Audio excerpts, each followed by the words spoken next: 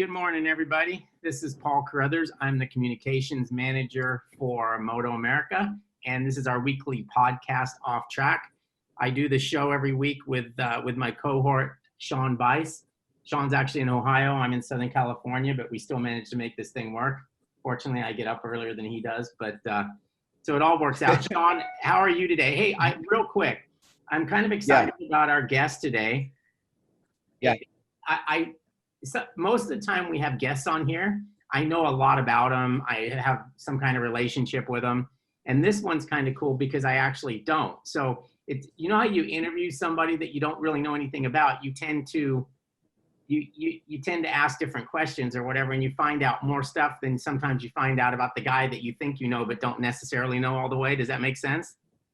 Yeah, 100% true, because people who are friends of yours, sometimes you go along with them and see them, and you never really ask them a lot about their background because you have so much other stuff to talk about. So I absolutely agree with you on that. And, it's funny, my wife's always giving me a hard time about the fact that, and you know this, Paul, I know it drives you crazy too, but I talk to everybody and ask everybody questions, as you know. So I don't, whether I know the person or not, almost doesn't even matter to me. We will get to know them pretty quickly. Yeah, you're better about that than I am. That's probably why you know our guest a lot better than I do. I know him to say hi or whatever, but I knowing you probably know what grocery store he shops at. Well, the funny thing is, now when we bring him on, neither of us remember this, but we don't remember where we were. But last year, I remember we were somewhere. It could have been MotoAmerica, but I can't remember. But I was at a eatery, standing in line, and I didn't really know what our guest looked like without a helmet on, and we got to talking, and he started, I go, "Oh, you're Jeffrey Purk." And we were like going back and forth a little bit, and neither of us really knew. The other one was like involved. I might have had my MotoAmerica shirt on or something, but I don't remember what round it was or where it was, but I just thought it was really funny that, that happens a lot on race weekends. We all tend to go to the same places, it seems like, to eat at night. So right. There's only so many Chili's in town. That's right. That's right. Yeah. Well, anyway, you let the cat out of the bag, which is great. Our guest is Jeffrey Purk, and he's known to most people as the racing dentist because obviously being a dentist, I mean that he's the only one I know of in the paddock, and he's the only motorcycle racer I know that's actually a dentist. So it'll be interesting to talk to him. But Jeff, welcome to the show. And I know you're driving. You had a busy day yesterday, or I hope busy. I know the weather was poor, but you were at Buttonwillow yesterday doing some superbike testing with the Attack team. And now it sounds like you're headed to Chuckwalla. Yeah, good morning, guys. Yeah, we were up at Buttonwillow with Richard Stamboli and the Attack team. Jake Gagne, Josh Heron, and Cam Beaubier was there as well. So that and a lot of high winds. So we got a little bit of testing, but pulled the plug out of there early and decided to head over to Chuckwalla. Have you been to that track before? This was my second time at Buttonwillow. So the first time was right before Christmas, and so new track, new bike, and then I've never been to Chuckwalla, so a lot of new stuff. I'm really excited. Yeah, I mean, tell us about. I'm excited to hear about the fact that you have some involvement with Attack and how that's going to be, and what your program's like this year. Tell us about that to start with. Well, it started out, I was planning to take my 17R1 and turn it into a super bike, and I knew some parts and pieces I wanted to get a hold of. So I contacted Chuck Giacchetto with Westby Racing. He gave me a letter of introduction to Richard Stamboli. I sent him an email. He shot back an answer. It was like, well, you could try to piece this together, or you can just buy our 2019 super bike. And I said, give me 24 hours and I'll get back to you. Thought about it and went to my friendly credit unions, like, how much equity can I borrow? And never thought this would happen, but yeah, I pulled the plug and like, let's go for it. Let's have no excuses and go straight to the top of the food chain. Now it's just all up to me. So. I got a quick question based on that. When you go to a credit union and you're borrowing money to buy a race bike, do they know that, or do they just think you're buying a motorcycle, or are you just getting money? No, because I've done it a couple different times. I bought a Ducati Panigale back in 13. It's like, look, I need an extra, the bike was 32,000. I need another 10,000 for race parts, and they said okay. So they're very friendly that way, I guess. So. Hey, so Jeff, two questions here on the bike. First of all, do you know, like, whose bike is it? Was it Jake's bike or was it Cameron's bike? Do you know? It was Garrett Gerloff's 2019 bike that the 19. I'm sorry. Yeah, You said 19. I apologize. Yeah. Yeah, it was a 2019 because they had that. He sold Bobier's 2019 to a collector, and then had Gerloff's. They were using it in 2020 as a backup. So I guess they just had it sitting there and available, and turnkey operation. So, and the funny thing is, Gerloff, he was 31. Well, I was 31 back in the day. I was 31 in stock 1000 last year. I'm 31 this year in Superbike. So same bike, same number. That's cool. So perfect. So perfect. You're going to change the livery, obviously, on it, right? Yeah, because Monster's not paying me any money to run their stuff. So yeah. I wish they were. I'd leave it just the way it is. Just, write me a 6-figure check and call it all good. Okay, I've got another question based on the fact that I don't know your background, but it's interesting to me. And the first thing I thought of this morning was like, what came first for you? Were you a motorcycle rider, a motorcycle racer, and then you went and then you became a dentist, or were you a dentist and then decided you wanted to race motorcycles later in life? I'm not sure on your background, so that's interesting to me. Honestly, it is a sort of the chicken and the egg. I was on a motorcycle at the age of 4. I wanted to be a Supercross superstar back in the day. Roger DeCoster was my idol when I was a little kid. Wow.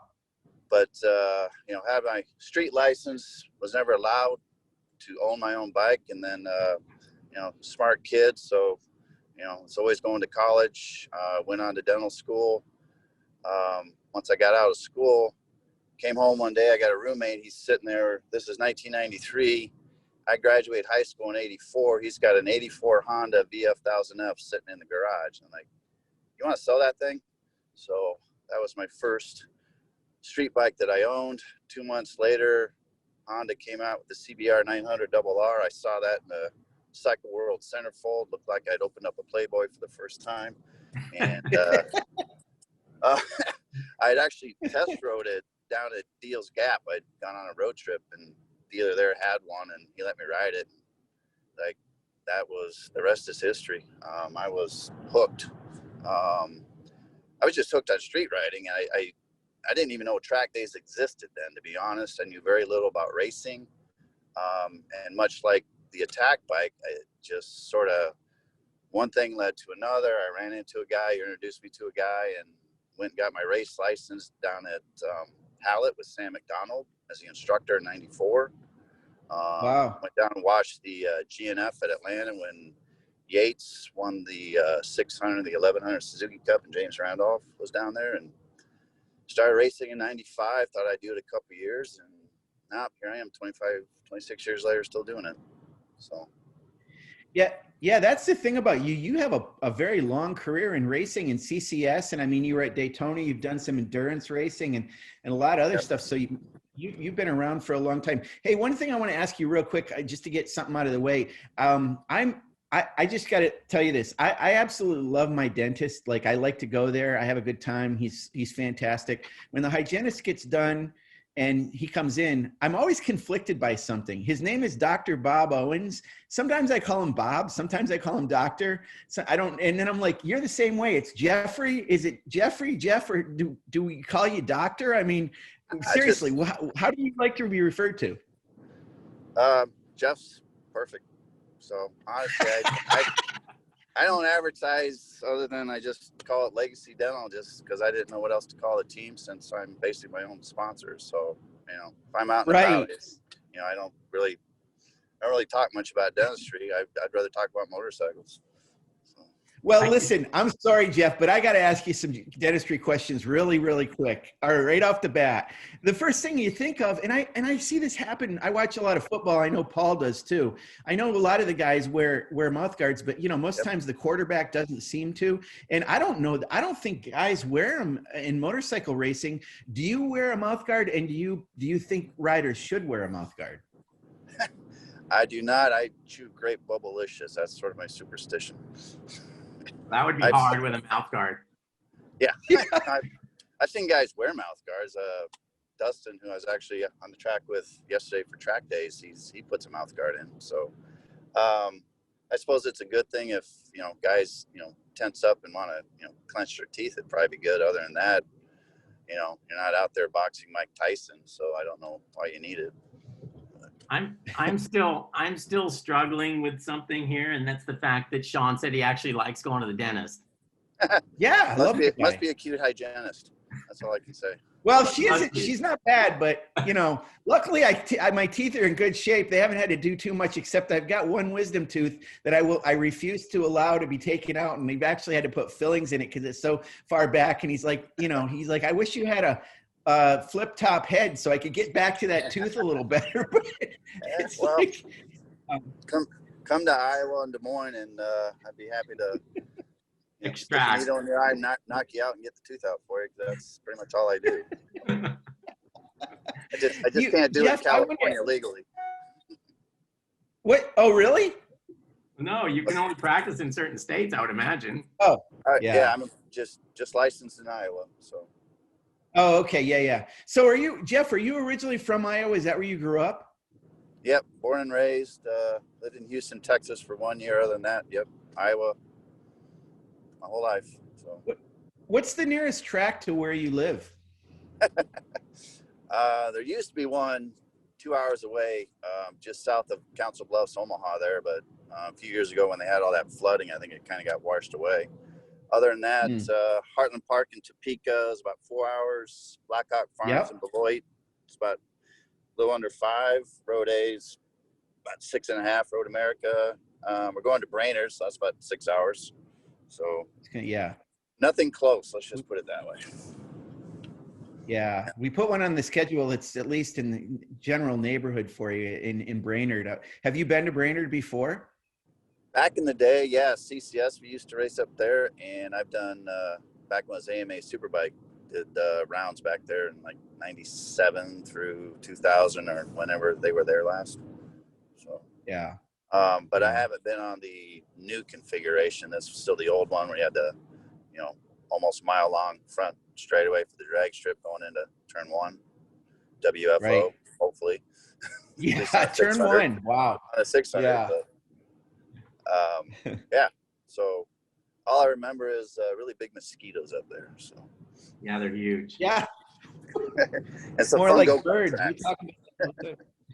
So I'm okay. So I got one more semi-dentistry related question, and then we can move on to other things. There's all aspects. You're a multifaceted guy, Jeff. So we want to find out some stuff. So I know, I guess it was 2 years ago. Chris Parrish had crashed. Gosh, I think it was at Utah.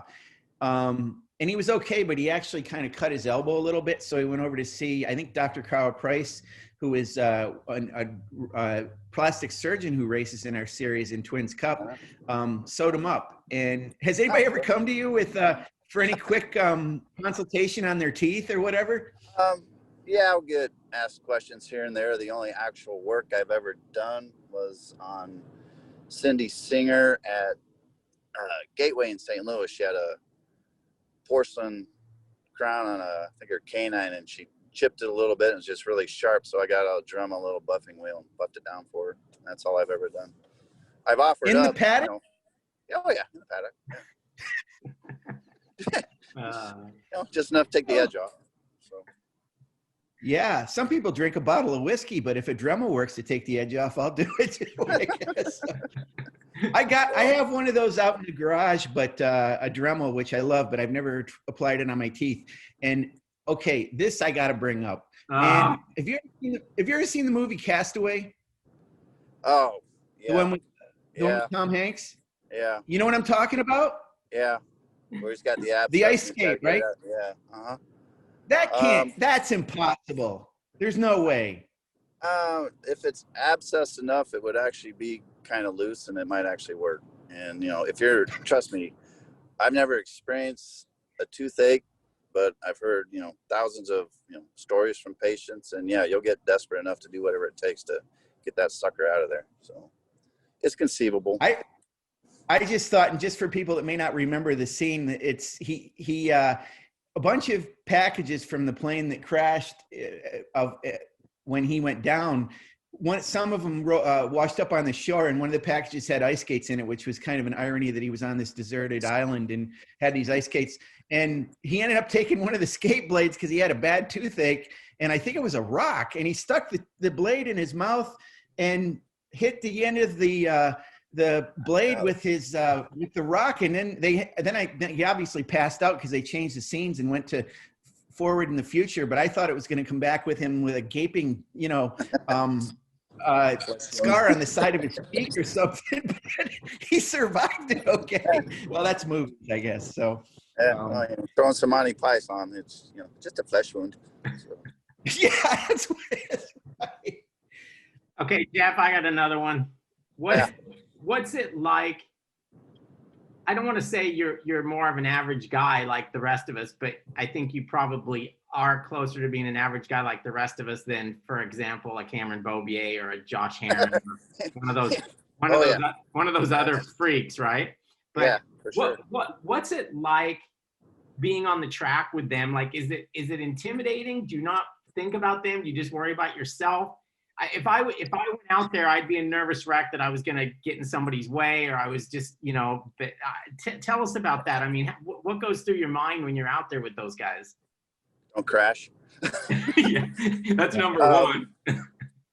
Well, it's a decent sized track. And there's only, 3 of us out there. So, they're, quite a few seconds faster a lap, but, we're spaced out. So it's not frequent that they're going around me. But yeah, I certainly don't want to do anything that's going to cause them to fall down, certainly. But yeah, I've hit a couple false neutrals going into 2, which is a really slow corner, and stood the bike up, and I didn't realize they were behind me, and I stood them up. And, after it's all done, I go back and say, hey, I'm sorry I hit a false. They're like, nah, don't worry about it. It happens. No big deal. I mean, they're actually really nice. Very down to earth. I walk over there and I'm talking to Jake. It's like, hey, tell me what, can you really, with these electronics, can you actually go into the corner and just, mat the throttle and everything else does it for you? He's like, oh, heck no, you can't do that. You still got to ride sensibly. So, yeah, they're still guys. They're really nice. They're just really talented. So, but easy to talk to. Jake Temke was there. So. Oh, yeah, Jake's awesome. He's going to still continue. He did so much work with Cameron. I want to jump on what Paul said, because you're talking about when you're out there on the track during a test with these guys. But I think one of the things we want to know is when you're in the middle, when you're racing in our series, and there's a lot of people on the track, and at some point you're eventually going to come into somebody coming by you. So what they always say, maintain your line. But, unfortunately, half the time, the fans that see it on TV or something, they're like, yelling, get out of the way, get out of the way. And you have your own race to run, and you guys always get ripped for stuff. So from your perspective, talk about what you're trying to do. Yeah. Yeah. Tell us about that. Hopefully they, have the blue flags out to alert us that, the leaders are coming up on us. And, I kind of do the math in my head based on the time differential, try to figure out, okay, about what lap can I expect these guys to come around me, so I can kind of start to be prepared for that. Wow. But, depending on the track and where you hit the blue flag, there's, yes, you want to maintain your line, but like say Road Atlanta coming out of 5, going down through the S's, I think Elias was coming up behind me, and all I did was, I moved over like 2 feet off the curbing so he could go up the inside down the S's and not be held up by me. So, when you do stuff like that, the nice thing is a lot of those riders will kind of, wave their left hand and, a little thank you. Others, if they feel like they held you up, they kind of turn their head and give you the, dagger eyes, so to speak. So, right. Right. And then sometimes, Jeff, you can't help it. Like when you're riding your own race, you're not necessarily looking behind you all the time. So you said you're timing it out to when those guys might come up. But are you thinking, well, I don't know if, a lot of times the way Cameron was last year, he'd come through and then there'd be quite a ways before another guy would come up. But are you thinking when that first guy goes by, oh, I got to be ready because there might be a whole pack of them coming through? How do you do that? Yeah. There is that thought. It's like, all right, when's the next one? I know there's, someone else is going to be coming, and then another one. It's kind of hit and miss. And like I said, sometimes you see the blue flag, sometimes you don't. Like at Barber, I damn near ran Matthew Stoltz off the track down the front straight because I didn't know he was coming up on the outside of me there. So we kind of looked over at each other down the front straight, like, what are you doing? So.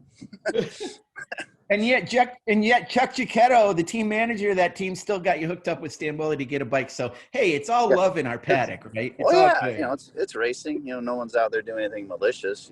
It's at least we hope not. So, yeah, you just hold the line. The biggest thing is not to do anything unexpected. I've had Malad pass me. There's been like a foot between me and the edge of the track going through turn 2 to turn 3 at Brainerd, and he's on my outside. Like, how the hell did you fit through there? Good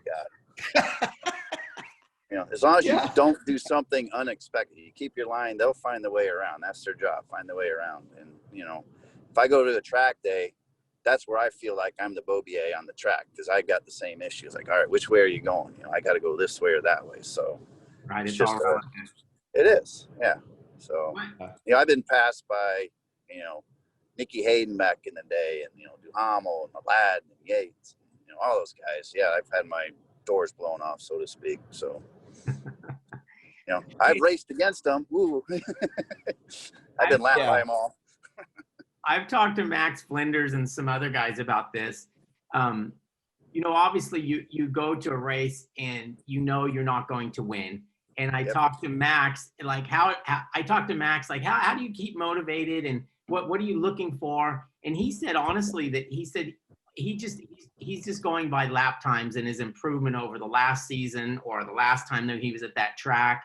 Is that kind of what you do? I mean, do you look to lap times to go, man, I'm getting better at this, or, this bike's making me faster and this and that? I mean, is that how you evaluate yourself?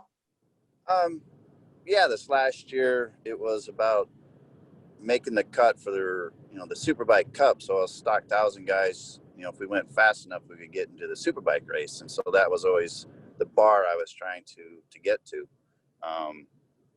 Because years gone by, I didn't have trouble qualifying in Superbike, and then got older, slower, something happened, everybody else got faster, I don't know. So dropped back to the stock 1,000 class because, that was the only other class available.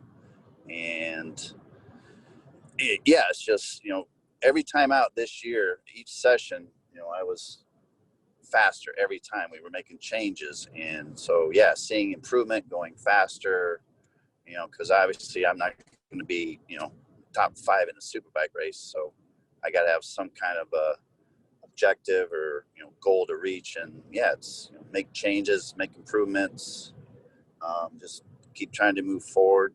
And, I can't compare times of, 20 years ago, because, the older I get, the faster I was. So, but, now this year I've got, I have the bike, technical support from Richard and his crew. If I have a problem or just the data, setting up the bike. But, the rest of it's up to me to get on the bike and try to develop, better skills and make use of, what the bike has to offer. So. Well, that's what I was going to say, Jeff, is, this late, in your career and having raced for 20 years or so, you probably arguably have, or maybe inarguably have, the best bike you will ever have coming into this year, a true full-on super bike that's been a race winner. Will it be your best bike ever? It will be the most technologically and most expensive bike ever. Certainly most horsepower, best electronics. As far as, my best lap times, that remains to be seen. I certainly hope so. I mean, that's kind of the whole reason I went ahead and, pulled the plug and bought the thing. So no excuses. Yeah. Are you gonna have a data guy? Yeah, I have two guys that helped me out last year, Race Christensen and Brad Keeter. Brad's a computer. He loves the geeky side of things and looking at all the little squiggly lines. So I have to get him out here to the attack shop so he can sit down with Richard for a day and learn how to access and do everything. So still have to get that done.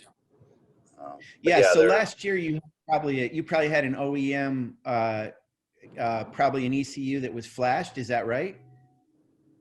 It's actually I have the YEC kit ECU and harness, and then we've piggybacked on the AIM system. We got some potentiometers, so very basic data. You know, the TC is, you know, just the YEC stuff, so it's only so much you can do with that. So, right. Which, you know, I'm old school. I grew up with carburetors and no electronics. So.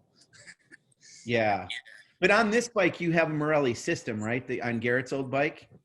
Yes, correct. Yeah, McNay Morelli. Yeah. So. Okay. So you're going full on with full superbike ECU and the deep end on that. And it's funny that you mentioned carburetors, because I always equate the fact that the black art of tuning carburetors versus the kind of black art of manipulating the data and understanding what the sensors are doing on an ECU system. It's in some ways, I mean, it's probably even more complicated than that, but you know, it used to be the ones that knew how to tune a carburetor back in the day. That was pretty important. And clearly now the guys that know how to manipulate the ECU and electronics on the bike are equally important. Wouldn't you say there's a little bit of a kind of a comparison there a little bit? Yeah, I mean, there's always, you know, you got to tune the bike in some fashion. You know, like you said, back in the day, it was, you know, getting the jetting correct, because there was no electronics to tune. You know, now, you know, fuel injection, you don't fiddle with that at the track. You just plug your laptop in and look at the squiggly lines and change torque control or some other stuff I don't understand. ETV and stuff fuzzy's been thrown out to me. It's like, all right, you just, you know, plug in, do what you got to do. Just tell me to get on the bike and go faster. So. Gosh, for me, I mean, it was all street bike riding with me, but I used to hate so much taking the carbs out and changing the jets or the needles or moving the clips in and out all the time. And it used to drive me crazy. At least with fuel injection, you can kind of do it it's a little cleaner at least, right? Oh, much easier. Yeah. But I used to have to, I built a 900 motor and jetted it and took it out, you know, just on some back county roads, and had to evade some troopers one day while trying to get this thing jetted properly. So that's what you have to do when you're in Iowa and you're 4 hours away from a track, I guess, right? Hey, you know, you got to do what you got to do. You know, find a stretch of interstate that they're still, you know, building, or, you know, actually they years ago were building a bypass around part of Des Moines, and one of the guys that was working, I was a patient of mine, and say, hey, I got to do something on my bike. Can I come out and, you know, get on this stretch of road where, you know, it's not open to public traffic? And he let me do it. So yeah, I had a couple of times I could go out there and just let it rip and, you know, try to get it dialed in. That's great. Hey, this weekend at Chuck Wall is a race, right? Are you going out there to race, or are you just going to ride around, or what? I guess yesterday and today there's a small private testing. I think 10 or 15 guys out there, Fuzzy. And then Friday is Apex Assassins track day. I'm signed up for that. And then was it CVMA? CVMA is having races Saturday and Sunday. So I signed up for the Friday and races Saturday, Sunday, and hoping to maybe get this afternoon on track as well. So that'll be good. So yeah, another 3.5 days. Perfect. Jeff, so we talked about the fact that you raced for a long time, but you stopped racing in 2011. Why did you stop, and what made you start up again, and when did you start? Was it the beginning of MotoAmerica, or did you come back a little bit before that? The reason I stopped and made an official announcement of retirement was only so I could get term life insurance, because I'd started my business. And so I had a loan for my dad for the business, and my grandmother had sold some land, and she basically owned my mortgage. So I wanted to make sure that, when I did go back to racing, if something happened, I could, cover the debt to my family. So I had to retire to get the life insurance. And once that was in place, then I came back, played the game. So. Wow. That's pretty. So you had a dedicated plan on how you were going to make it. You were only quote retiring. You were planning to come back. Oh, absolutely. Yeah. Yeah. It's, I've said racing is more addicted than any other drug out there. So what is it about it? What is it about it? If you can explain it. There's a lot of things. Obviously it started with, love of motorcycles and being on the track and, being able to, wrestle one of these bikes around the competition. But then as time went on, like say, Blackhawk Farms, I'm there, 5 times a year, and I see the same people. A lot of these people, I'm closer to them than I am, a lot of my family. So, it's a family, that travels around kind of like the circus. You show up, you see them, 9 or 10 times a year in different towns. You get to travel, get to hang out. A couple of these families, we went on, there's 2 other couples. We went on a cruise together years ago, go to Disneyland. We were down in Daytona, go spend time with them over the holidays, be in their kids, go to their kids' weddings, see the birth of babies. So it's an extended family. That's honestly been one of the greatest things about it. And then, then we get to get on motorcycles, go on the racetrack and race. So, that's just icing on the cake. Man, I completely agree with you about that, Jeff. I mean, Paul and I talk about that too. Like last year when we showed up at the Barber test, that first weekend or first time we're back in the paddock, it feels like, the first day of school, you got all your friends back again, and it's just such a joyful feeling. And then that last race of the season, you're going to be back. It's a little bit poignant. You go around, you kind of say goodbye to people with the idea, see you soon type of thing. But there is nothing like that feeling and that camaraderie that we all have. And, to your point about, you said earlier about Chuck helping you. I mean, people help you. I've helped riders, I'm sure. So it's just a great feeling throughout the paddock. Oh, yeah. Yeah. I want to ask you. Thing is, go ahead. I'm sorry. No, well, go ahead. I was going to change the subject. Well, not to be a Debbie Downer, but there's always, crashes and the odd fatality, which fortunately in road racing that's few and far between the fatalities, which I argue with the insurance companies because why won't you insure me on the track? But anyway, I've had unfortunately friends who didn't survive or had bad accidents and ended up passing away later on, and that's always sad, but we help pick each other up and keep going. I've had crashes and bikes in the back of my pickup truck had to be driven home because I was all busted up. So there's the highs and the lows, but we always step up. So well, Jeff, that's a great segue for this next question that I've got for you. I've been dying to ask you this one. So you that's a bad choice of words. I'm sorry. I've been excited to ask you this question, but yeah, that was bad. So, I mean, you look at our president, Wayne Rainey, and he's got half a pinky. Roger Hayden doesn't have a pinky on one hand. I know, speaking of Garrett Gerloff, he had a bad crash a few years ago. Did everything he could to save his pinky and it's now fine. But, Josh Hayes' hands are kind of gnarly. You are a dentist. Your hands are so important to what you do, and you road race. So does that cross your mind at all? Anything about, my gosh, this, my hands are my money here and I'm risking it every time I go out on the track. Apparently I don't, because otherwise I probably wouldn't be out there. No, I guess I must be wired differently. I just assume the risk and go for it. I've been injured and, couldn't work for 2 or 3 months at a time, a handful of times over the years, but, still keep doing it. So, by definition, that's an addiction. You suffer consequences, but, continue to do it. So I guess that's the only explanation I can give you. Yeah, there you go. And by the way, I'm not trying to discourage you. I think you know that. I just am being asking you a question. Yeah, understanding the thing. So I know we're getting ready to wrap up here, but I got to ask you a couple other things. One of the things that you've done in your career quite a bit is endurance racing. Uh-huh. And, you know, I mentioned Josh Hayes. I've talked to him a lot, and he talks about the benefit of doing that and how early in his career, even though he got a late start, one of the things that led to his success is all the endurance racing he did. What's your opinion on endurance racing? And would you like to see it in MotoAmerica? And I'm not asking you that because we're thinking about it. In fact, I might get yelled at because I'm even bringing it up. But personally, I used to love, you know, watching endurance racing back in the day. If, you know, not like necessarily maybe 8-hour ones or longer than that, but some that were, you know, on a Saturday or something. And you'd see some of these other guys in classes would enter their bikes if it fit in that class in order to get a little bit more track time. So what do you think about endurance racing in general? And would you like to see it in MotoAmerica?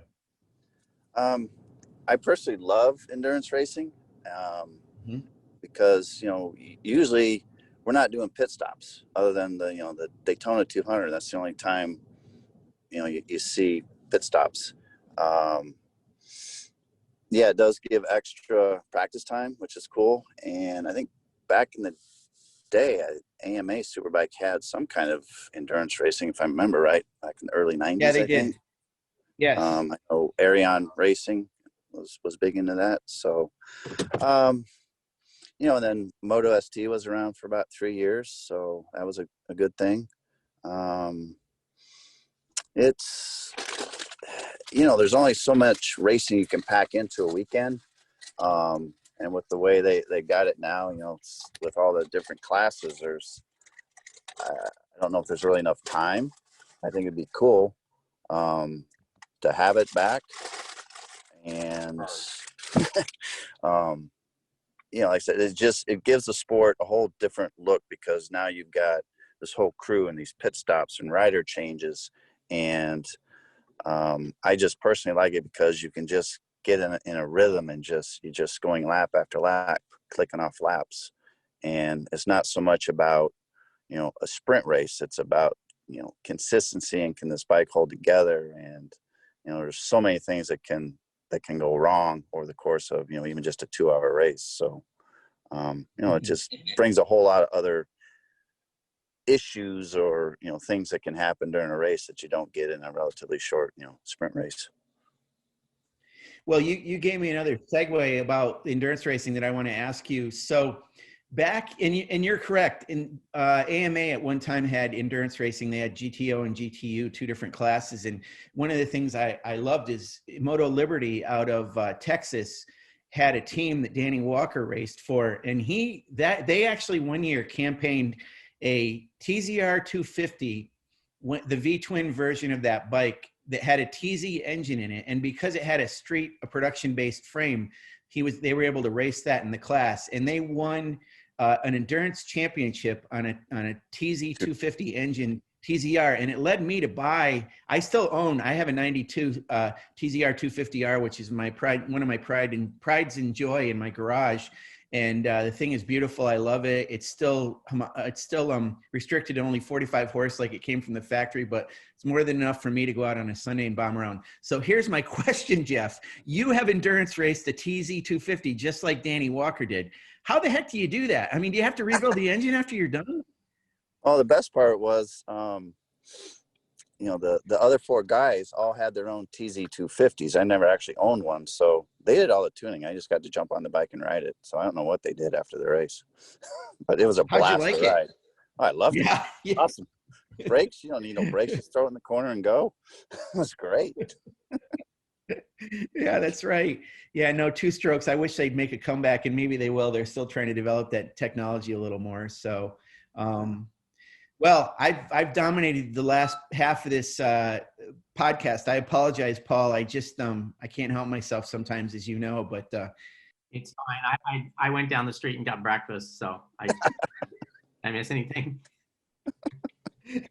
probably Jeff wants to do the same thing at this point. But Actually, we just rolled into Chuck Wall. I see the Dunlop banner up. So I was gonna say he's talked himself all the way to Chuckwalla. yeah. Well, Fuzzy was driving. I'm just sitting here in the passenger seat the whole time. So. Well, I appreciate you coming on with us. It's nice to talk to you. It's nice to get to know you a little bit better. And we'll obviously be checking in with you throughout the season. And it's cool. Oh, yeah. It's cool. You've got a really nice motorcycle under you for this year. I think that's gonna be a lot of fun, riding it, racing it, and working with it to try to make it as good as you can possibly make it. So thanks for joining us on the show, and be safe and good luck this weekend, and keep running around in circles and getting better. Well, thanks for having me on. Appreciate the opportunity. So yeah, look forward to speaking again with you guys. Give you an update on how things are going. Yeah, Jeff, I mean, I got to personally thank you for making the commitment, not only to MotoAmerica, but, with the new bike and everything you're doing. We know what you privateers do to get yourselves in the show, and it's, it makes the show. So, a huge shout out to you, and tip of the hat to you and your guys to do what you're doing and keep doing it. We really appreciate it. Thanks. And speaking of that, I want to just close by saying, we've made some more announcement this week in terms of what our TV packages are going to be for the year. And we want to make sure that the fans know to go on to our website, MotoAmerica.com, and go to the schedule, because we've got some tickets that are already for some of our races that are on sale already. And we're a lot of people are buying the Live Plus subscription service again this year, and it rolls over for people that have had it last year, and it automatically renews. So that's for a lot of people coming up for renewal, but it's been very popular, and we've got a season coming. Jeff's going to be part of it in the full-on superbike class with a badass fire-breathing Yamaha R1. So definitely come and see him, or watch on TV or on our live streaming, and look for the number 31. Right, Jeff? That's going to be your number? That's right, 31. Okay, look for it. Thanks, Jeff, so much. Thank you, guys. Thank you. Be safe. Will do. Take care.